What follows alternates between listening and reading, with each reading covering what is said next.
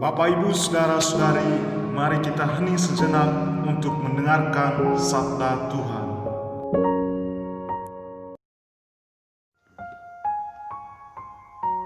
Bacaan dari Injil Lukas bab 17 ayat 7 sampai 10. Siapa di antara kamu yang mempunyai seorang hamba yang membajak atau mengembalakan ternak baginya, akan berkata kepada hamba itu setelah ia pulang dari ladang, "Mari segera makan."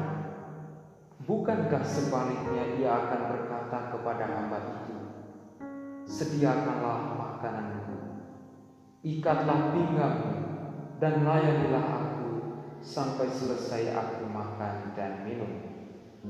Dan sesudah itu engkau boleh makan dan minum." Adakah ia berterima kasih kepada hamba itu karena hamba itu telah melakukan apa yang ditugaskan kepadanya? Demikian juga kamu. Apabila kamu telah melakukan segala sesuatu yang telah ditugaskan kepadamu, hendaklah kamu berkata, "Kami adalah hamba-hamba yang tidak berguna. Kami hanya melakukan apa yang kami harus lakukan."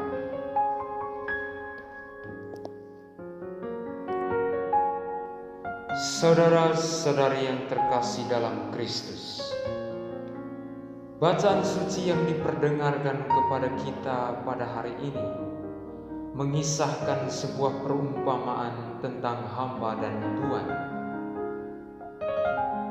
Dalam siarah kehidupan kita di bumi ini, tentu saja kita memiliki distingsi ataupun perbedaan dalam berbagai aspek, lebih-lebih berkaitan dengan tugas dan tanggung jawab kita. Tetapi perlu disadari bahwa dari berbagai perbedaan itu, kita tetap memiliki nilai martabat keluhuran manusia yang sama.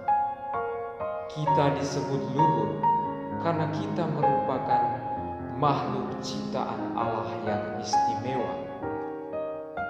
Saudara-saudari yang terkasih, apa yang dapat kita pelajari dari perikop Injil hari ini dan bagaimana relevansinya terhadap kehidupan kita? Tatkala perumpamaan menampilkan tentang Tuhan dan hamba, Yesus merujuk pada kehidupan sosial yang terjadi di zamannya, di mana Tuhan itu berkuasa atas hambanya. Apapun kesibukan dan urusan yang dilakukan oleh seorang hamba, tatkala diperintahkan oleh tuannya, maka ia mesti melayaninya.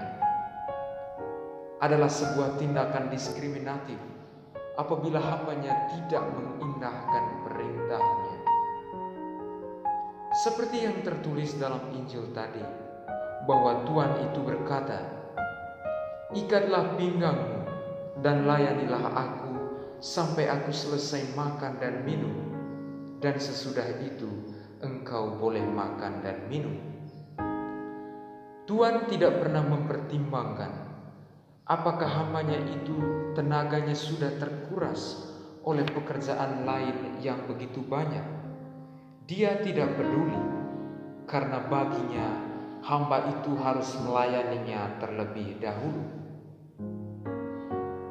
Saudara-saudara yang terkasih, kesediaan dan kepatuhan dari seorang hamba ini mengajarkan kita semua agar supaya kita patuh terhadap tugas yang diberikan Allah kepada kita. Tugas kita sebagai hamba Allah, yaitu melayani sesama.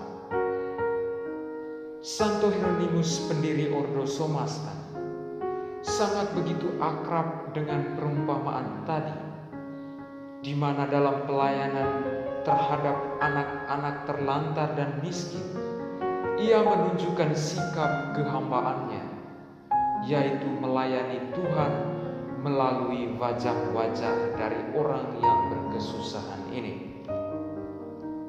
Saudara-saudari yang terkasih, Yesus juga mengetuk pintu hati kita agar kita menyadari posisi, fungsi dan tanggung jawab kita, serta mengajarkan kerendahan hati dan ketulusan dalam melaksanakan tugas dan fungsi tersebut. Tidak sedikit di antara kita yang tenggelam dalam lumpur rawa egoisme, kepicikan, dan keputusasaan, serta berkubang dalam kesombongan. Kita seringkali ingin dilayani daripada melayani, cenderung ingin dihormati, dihargai, ingin diutamakan. Kita ingin jadi pemimpin dan bukan hamba. Sikap inilah yang tidak disukai oleh Tuhan kita. Yesus dalam kebesarannya saja, ia menunjukkan sikap kehambaannya seperti membasuh kaki para muridnya. Saudara-saudari yang terkasih, setiap kita pasti memiliki tugas dan tanggung jawab yang berbeda.